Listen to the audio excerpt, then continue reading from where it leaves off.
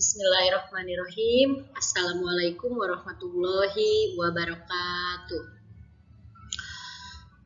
Halo semuanya, apa kabar? Untuk video ini, Miss Woro berikan kisi-kisi yang akan berkaitan dengan uji tengah semester ya untuk UTS. So, in this video, we're going to review all the materials related to midterm evaluation.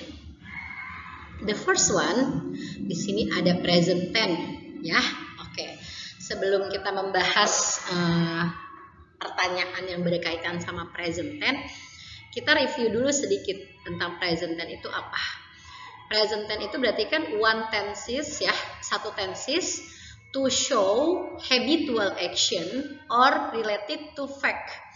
Satu tenses present tense yang menyatakan untuk habitual action ya, rutinitas kebiasaan kita, sama yang menyatakan fakta. Kalau dia ada kata kerjanya, berarti kita menggunakan kata kerja bentuk pertama dengan dua indikator. Yang pertama indikator do untuk subjek I, you, we, they. And then for the second indicator yaitu does untuk she, he, sama it. Gitu ya. It's mean that when the structure doesn't involve any verb, kalau dia kata kerjanya tidak ada kalimatnya tidak ada kata kerja, maka kita menggunakan to be, am, is, sama are. Am dipakai untuk subjek I, are dipakai untuk you, we, they, sama is dipakai untuk she, he, it. Gitu ya. Oke. Biar lebih terbayang kita lihat contohnya. I blank blank blank, di sini ada like ya, menggunakan kata kerjanya discussing economic issues in Indonesia. Kita menggunakan kata kerja yang di dalam kurung, berarti menggunakan kata kerja bentuk pertama karena sesuai dengan rumus present tense. Maka tinggal kita pindahkan nomor 1 ini, jawabannya adalah I like. Gitu ya, tidak ada tambahan S. Kenapa? Karena posisi I, you, we, they tidak pernah ditambahkan S, langsung dimasukkan kata kerjanya, maka jawabannya like. However, for the second one, the seller dalam kurungnya itu ada kata be, so busy. He always katanya adalah serve the customers well, gitu ya. Berarti busy itu kan adalah kata sifat, bukan kata kerja. Maka yang kata be ini kita masukkan to be. Seller ini bisa menjadi she sama he, maka posisinya di sini adalah is, gitu ya. Oke.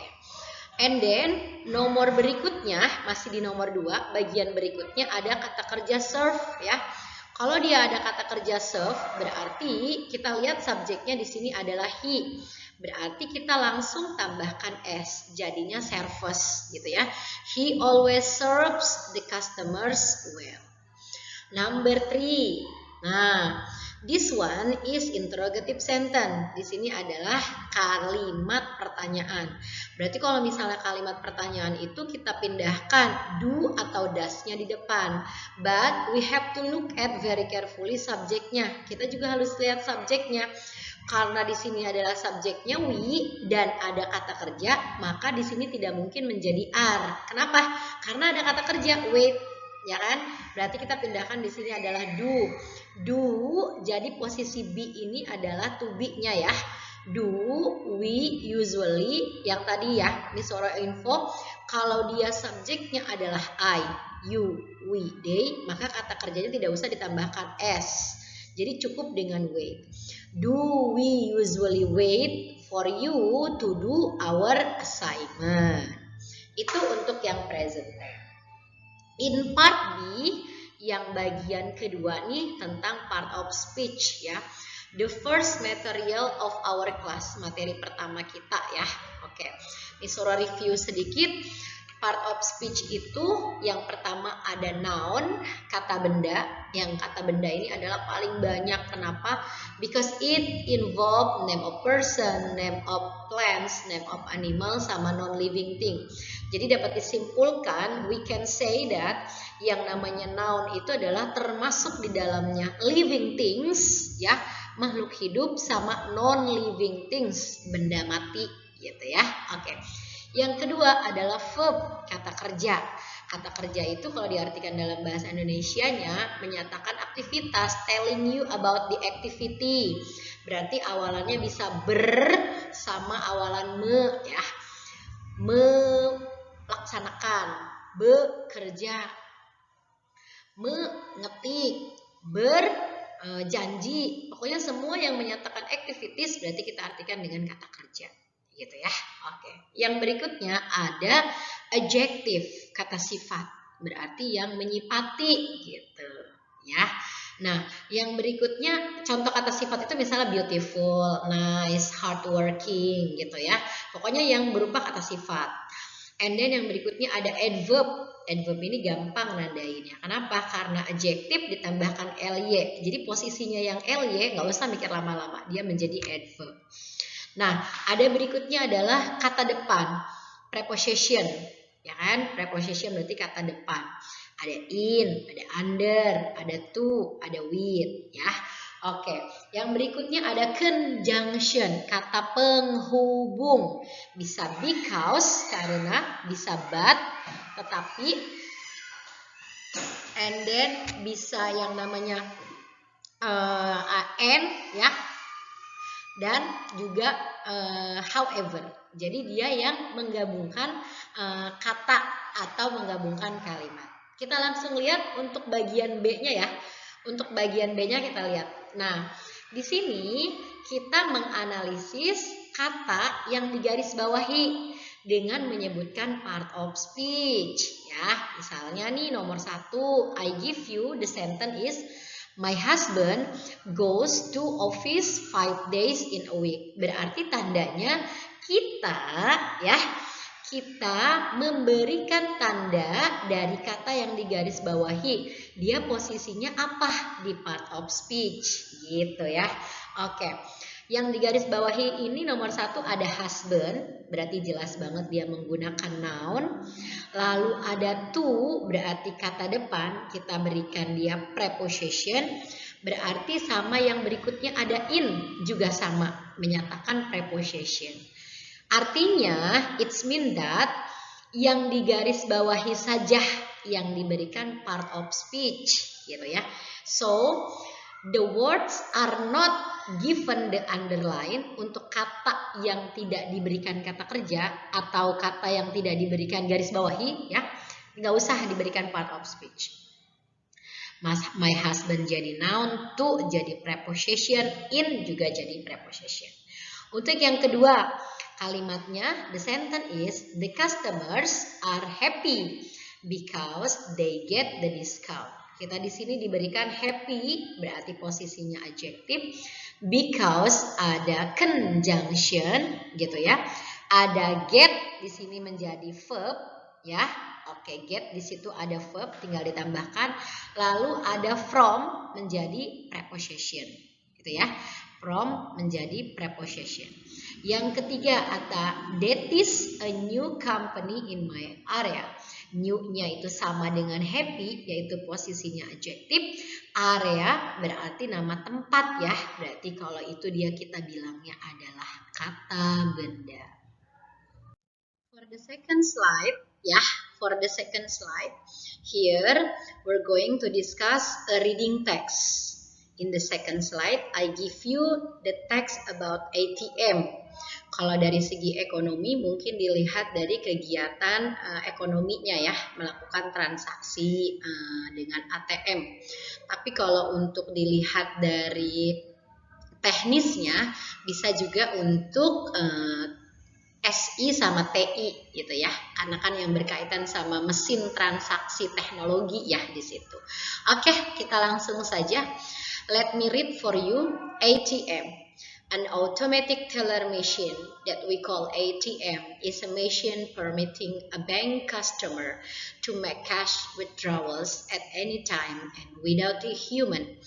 ATMs have a wide variety of names such as automatic teller machine, automated banking machine, hole-in-the-wall cash dispenser, and some other names. ATMs allow people to deposit cash or checks, check their account balance, transfer money between their bank accounts, and many others. In modern ATMs, customers authenticate themselves by using a plastic card with magnetic stripe. It encodes the customer's account number by entering a passcode called a PIN, personal identification number. A customer can make withdrawals. If the customers enter it incorrectly several times in a row, most ATMs will retain the card as security precaution. Most ATMs are connected to interbank networks. It enables the customer to withdraw in places where their bank has no branches. Besides, it is also possible to withdraw local currency in a foreign country. Many banks charge a fee for the use of their ATM by non-depositors. Nowadays, many banks place ATMs in grocery store, shopping malls, and other locations. Teman-teman, pada saat Miss Woro baca tadi ya, nanti teman-teman play, boleh dipraktekkan sambil mengikuti pronunciation dari Miss gitu ya. Oke, let's find out about the content of the text. Mari kita lihat isi teksnya ya, tentang ATM ini ngomongin apa gitu ya. ATM kepanjangannya adalah Automatic Teller Machine. Sebuah mesin ya yang dipakai untuk customer, untuk nasabah ya, untuk menggunakan atau dipakai untuk tarik tunai ya, untuk transaksi uang kita di mana saja dan juga tanpa bantuan siapapun, bantuan orang. Paragraf kedua. ATM punya nama yang bermacam-macam nih, punya sebutan yang macam-macam. Contohnya ada Automatic Teller Machine, Automated Banking Machine, ada hole in the wall, ada cash dispenser, dan juga nama-nama yang lain. Paragraf ketiga, ATM ini berfungsinya banyak sekali. Misalnya untuk deposit cash, untuk tabungan kita ya. Oke, untuk uang cash kita. Lalu untuk mengecek transaksi kita di bank ya. Oke. Lalu juga untuk mentransfer uang baik bank dari akun atau rekening yang satu ke rekening yang lain, dan masih banyak lagi fungsinya. Di paragraf keempat, ATM modern ini kan membuat ATM modern itu contohnya seperti M-Banking juga termasuk ada ATM modern itu ya, karena kan sudah bentuknya transaksinya pakai teknologi yang tinggi gitu ya. Oke, customer ini cukup menggunakan, sebenarnya maksudnya gini, ATM itu terbuatnya dari plastik ya kan, kartu plastik yang di dalamnya itu ada magnetic stripe. Nah, bagaimana cara menggunakan ATM itu? Ya dilihat dari nomor rekening si customer.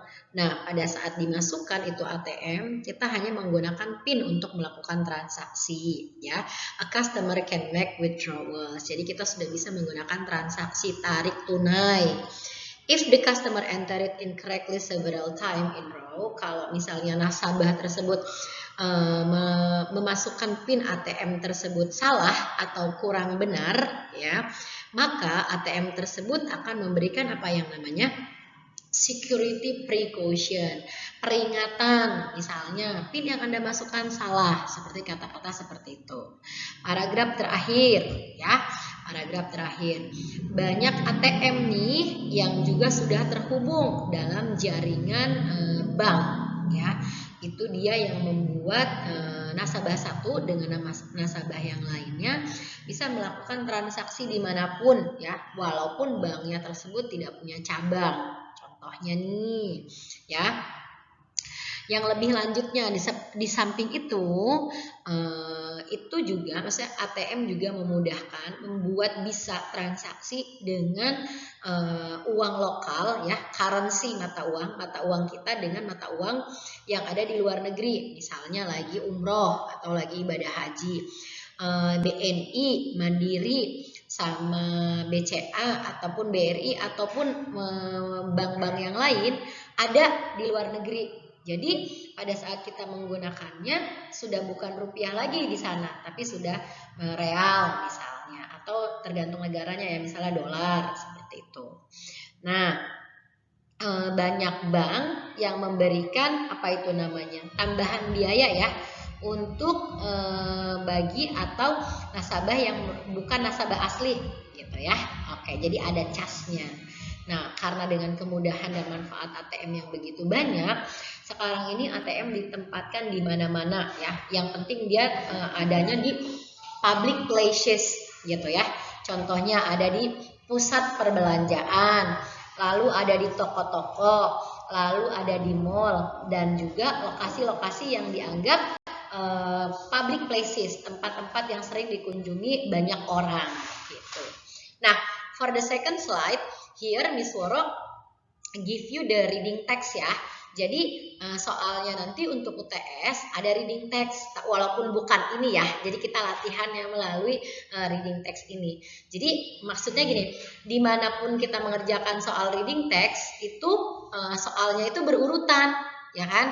Triknya itu teman-teman cari jawaban yang dari paling atas, gitu. Tidak tiba-tiba langsung ada di bagian bawah, tidak berurutan. Ya, oke. Sekali lagi boleh sekalian praktek ya tentang tadi ATM yang sudah Miss Woro baca. Oke, for the third slide ya. Untuk slide yang ketiga, ini kira-kira nih gambaran pertanyaannya ya. Number 1, what is the text about ATM? Jadi teman-teman langsung mengisi jawabannya kalau ada soal reading text. And then yang kedua, write the nicknames of ATM. Tadi ya yang ada di paragraf kedua kalau tidak salah. Berarti kita menyebutkan sebutan lain atau nama lain dari ATM. Yang ketiga, sebutkan fungsi ATM ya. Di situ kan sudah ada to deposit cash or check their account balance, transfer money between their bank account. Gitu ya. Oke. Yang keempat, how do the customers use ATM for the transaction? Bagaimana sih cara seseorang itu melakukan transaksi dengan menggunakan ATM? By entering a passcode called a PIN, gitu ya. Oke. Terus yang kelima, where do the customers find ATM? Many banks place ATMs in grocery store, shopping malls, and other location. Nah, kalau teman-teman lihat secara seksama, berarti kan sama ya yang tadi Miss Woro infokan. Kalau reading text itu jawabannya ada semua di teks, dan dilihatnya itu adalah diurutkan gitu pertanyaannya. Jadi tolong nanti pada saat UTS dilihat lagi reading text-nya itu benar-benar dari pertama ya, karena jawabannya itu berurutan, tidak mungkin langsung ada di tengah-tengah gitu ya. Oke. For the next, untuk bagian ke D ya, bagian keempat, materinya itu tentang personal pronoun. Nah, di sini Miss Woro sudah siapkan contoh soalnya adalah write checklist or crossing for this following question ya, di bagian D ini. Nah, berarti tandanya gimana?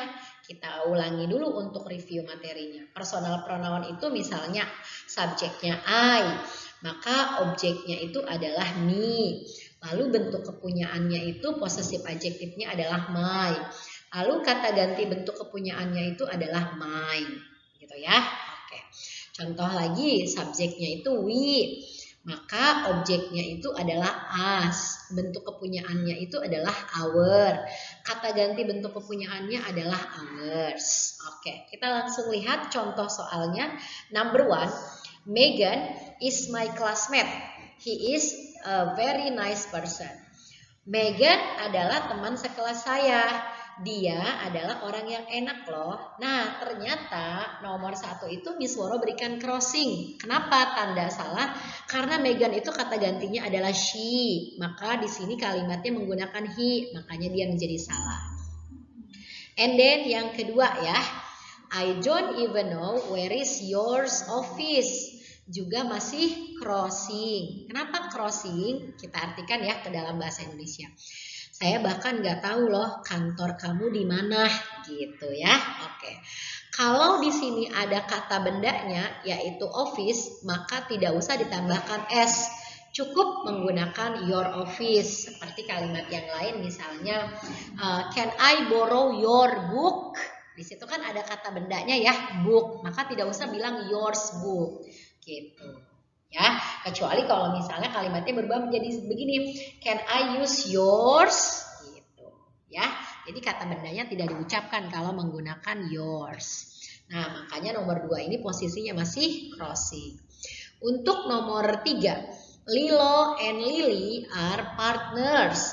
They have good cooperation to run the business. Ya, Lilo sama Lily kata gantinya adalah they. Maka di sini sudah benar. They have good cooperation to run the business. Nomor 3 menjadi checklist. Nomor 4, my company has lower profit compared to previous years before global pandemic. As the officer, we're trying our best to achieve more. Kalau kita artikan, aduh perusahaan saya itu untungnya sedikit loh dibandingkan sama tahun-tahun sebelum adanya global pandemi ya, sebelum ada COVID. Oleh karenanya, sebagai pegawai, saya dan teman saya gitu ya, sesama pekerja yang kita sebut dengan we, melakukan yang terbaik untuk mencapai profit yang lebih. Di sini Miss Woro betulkan, berikan tanda checklist. Kenapa? Karena we menjadi our. Jadi untuk soal-soal yang berkaitan sama sama personal pronoun ini memberikan checklist atau crossing, ya. For the last part, untuk yang bagian terakhir, in the fourth slide, untuk bagian terakhir ya, di slide yang keempat, we're going to discuss about translation. Jadi soalnya berkaitan sama penerjemahan. Ya, waktu itu kita sudah pernah praktek bahwasanya yang namanya menerjemahkan kata from bahasa Indonesia to English language or even vice versa dari English to bahasa Indonesia gitu ya. Maka tolong jangan diterjemahkan itu secara kata per kata, tetapi meaningfully, secara arti gitu ya. The point is your grammar item is correct, secara grammar itu benar dan secara bahasa juga benar. Insya Allah Miss Woro betulkan gitu ya. Yang penting grammarnya benar. Misalnya nih nomor 1, ini adalah kantor ternyaman yang pernah saya dapatkan. This is the most comfortable office that I work, ya kan? Miss, di sini nomor 1 grammarnya tentang apa? Oh, ada kantor ternyaman, berarti materi di pertemuan kedua yaitu tentang adjective degree, ternyaman. Maka kita menggunakan most comfortable. Misalnya, Miss Woro, saya mau pakai kata terbaik, boleh nggak? Boleh. Kita ganti, this is the best. Berarti tidak menggunakan most good ya. Oke, berarti the best. Kenapa? Karena kata good yang terbaiknya superlatif degree-nya itu adalah bukan goodest tetapi best gitu ya. Jadi boleh pakai the most comfortable, boleh pakai the best. Soal yang masih berkaitan tentang adjective degree ada di nomor 4 ya. Oke. Barang saya lebih mahal dari barangmu. Misalnya kita bilang barangnya itu laptop ya. Oke. Ada kata lebih mahal, berarti bahasa berkaitan sama adjective degree bagian lebih. Mahal itu kan bahasa Inggrisnya expensive, maka tidak mungkin menjadi expensiver. Kenapa? Karena terdiri dari 3 syllable, expen sama sive. Berarti kita langsung boleh bilang, my product is more expensive than yours. Tuh ya, personal pronounnya terpakai tuh, yours. Tidak lagi dibilangin menjadi your product. So once again, number 1 and number 4 itu materinya sama ya, berkaitan dengan adjective degree. Oke. Sekarang kita lihat nih nomor 3 sama nomor 5. Materinya sama, berkaitan dengan materi yang kemarin, yang ke-6 ya, yaitu tentang present continuous tense. Materi present continuous tense itu menyatakan aktivitas yang sedang berlangsung atau yang dikerjakan. Nomor 3 kita lihat, Sarah sedang mengerjakan laporannya dengan baik. Maka sudah kita masukkan saja, Sarah is doing her report well, karena menyatakan present continuous. Miss, kalau aku nomor 3 itu masukinnya ke present tense betul nggak? Salah, karena ada kata sedangnya, berarti menggunakan present continuous. Dengan baiknya itu langsung kita tulis dengan kata well, bukan with good ya, tidak. Nomor 5 berkaitan masih dengan present continuous. Para karyawan itu sedang berdiskusi tentang strategi pemasaran baru di masa pandemi. Kita masukkan to be-nya tidak dilupakan ya. Jadi tetap harus dibawa di dalam present continuous. The employees are discussing about new marketing strategy during the pandemic, gitu ya. Oke, berarti discuss-nya itu verb 1 ditambahkan ing, berarti ada to be depannya ya. Tidak boleh langsung the employees discussing, tidak. The employees are discussing about new marketing strategy during the pandemic, gitu ya. Bagian yang terakhir adalah di nomor 2, yaitu di bagian model kata kerja bantu. Kita bisa menjadi tim yang hebat. Ya sudah, di situ boleh ditranslate, boleh diterjemahkan dengan penggunaan kata kerja, boleh juga dengan menggunakan kata sifat. Ya, di sini Miss coba masukkan menggunakan kata sifat. We can be a great team. Berarti ada can, model can ditambahkan be ya. Oke, karena tidak ketemu kata kerja, yaitu ketemu great adjective. Kalau mau dijadikan kata kerja bisa Miss, bisa. Berarti menggunakan kata kerja bentuk pertama. We can become a great team. Boleh. Gitu ya. So once again for translation itu untuk bahasanya for the word is flexible, tetapi tolong diperhatikan juga grammar. Nah, so those are some of review, some items to be evaluated in midterm evaluation. Silahkan jika ada pertanyaan dari teman-teman, if you have some question, please ask me. Don't hesitate to ask, jangan sungkan untuk bertanya ya. Karena kan untuk kelas virtual ini sifatnya fleksibel ya. Jadi silakan jika ada yang belum dimengerti. If you have something don't understand, please ask me. Thank you so much ya. Good luck untuk di pertemuan ke-8 untuk UTS. Terima kasih teman-teman. Sehat semuanya. Wassalamualaikum warahmatullahi wabarakatuh.